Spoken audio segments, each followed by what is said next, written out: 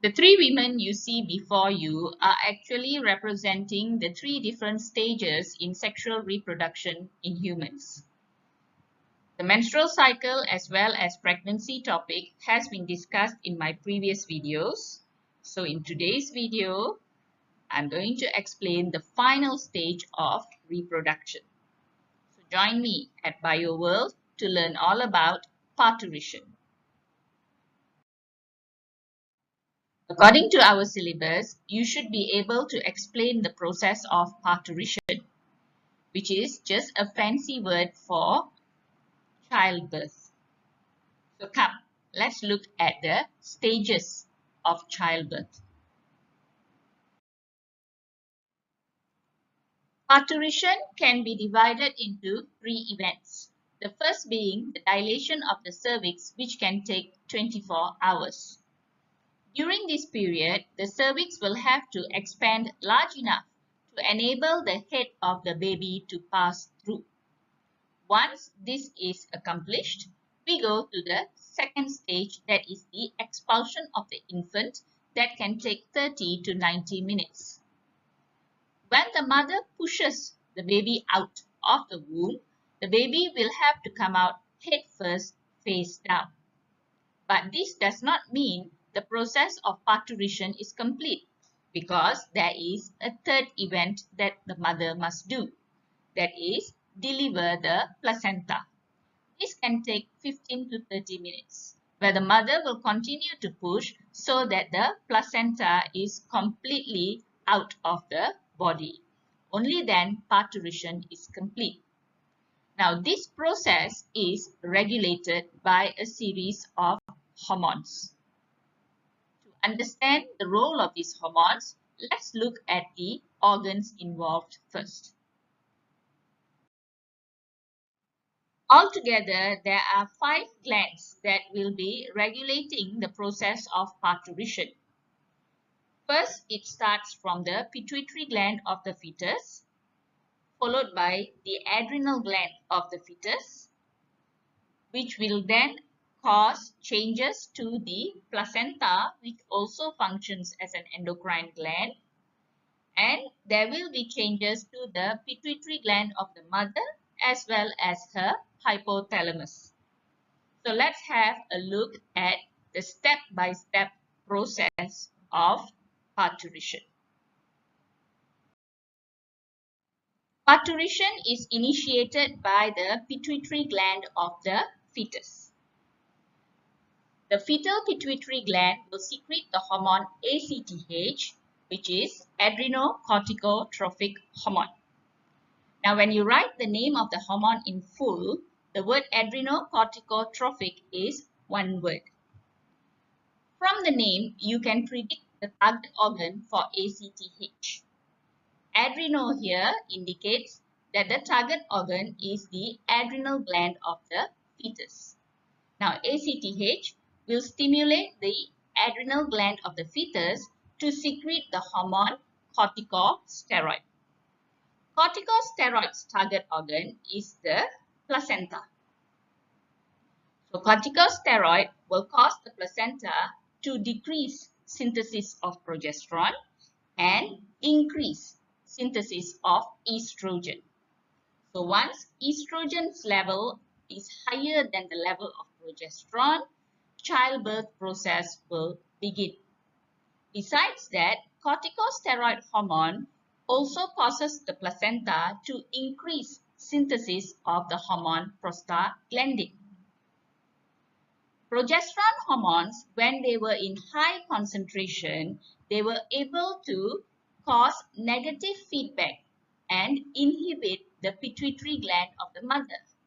But now, since the progesterone levels have reduced, they are now unable to inhibit the pituitary gland of the mother, and now the mother's pituitary gland will begin to secrete a new hormone called oxytocin. So let's have a look at what oxytocin, prostaglandin, and estrogen can do for the dilation of cervix.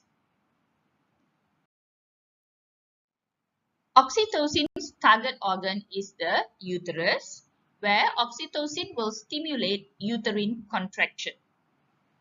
This process is helped by the two other hormones being synthesized by the placenta. The roles of prostaglandin and estrogen have been introduced in my video on pregnancy. Estrogen will synthesize oxytocin receptors that will make the uterus more sensitive to oxytocin.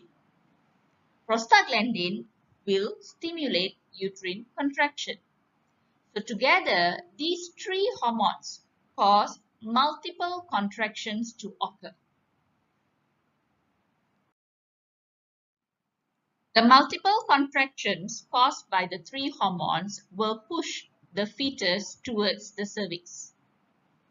The pushing of the head of the fetus onto the cervix will cause the cervix to open or dilate at about 4 centimeters. Now, the force that is experienced at the cervix will actually stimulate stretch receptors at the cervix.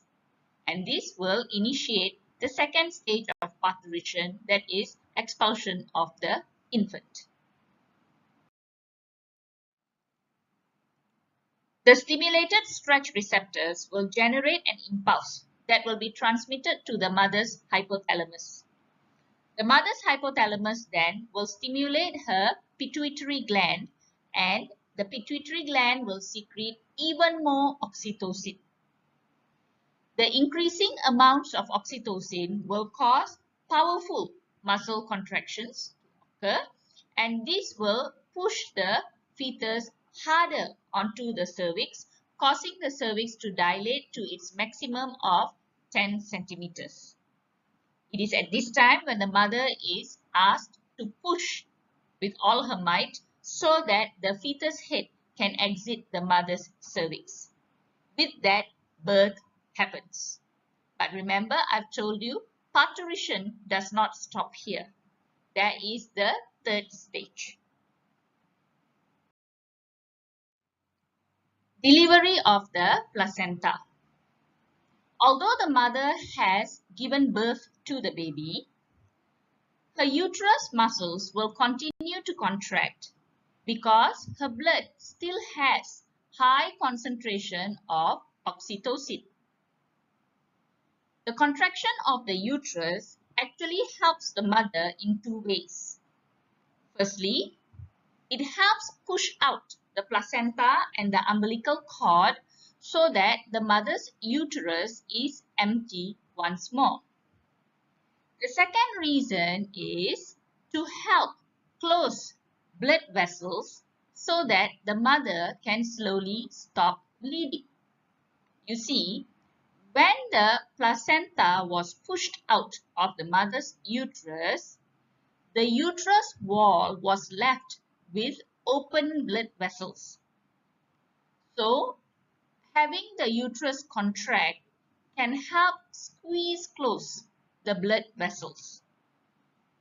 This is the reason why mothers tend to lose a lot of blood after giving birth and need to go through a confinement period to recover from this. Now, since parturition is over, we would think that the hormones have no function anymore. But we are wrong. Let me tell you what the hormones do for the mother next. The new mother will now have to care for her baby. There are a few hormones that are going to help her feed the baby. Firstly, we look at progesterone. Progesterone levels will drop tremendously because after parturition, the mother will not have placenta anymore. Without placenta, there is no endocrine gland to synthesize progesterone. So, the mother's pituitary gland will not be inhibited anymore and will work efficiently. All this while, we have been learning about the hormones secreted by the posterior pituitary gland, such as oxytocin during parturition Now, oxytocin was necessary during parturition for the birth of the baby as well as the delivery of the placenta. But even after the baby is born, oxytocin is necessary. It works together with the hormone synthesized by the anterior pituitary gland, which is the hormone prolactin. Prolactin's function is to stimulate the synthesis of milk from the mother's mammary glands, which is her milk glands. Throughout her pregnancy, both progesterone as well as the hormone HPL develop the milk glands in her breast, but those milk glands were not able to synthesize milk. Only after she gives birth, the hormone prolactin will be secreted by the anterior pituitary gland and milk synthesis will begin. But for the milk to come out of the milk glands, oxytocin is necessary because oxytocin will stimulate the secretion of the milk from the mammary glands so that the baby can drink the milk.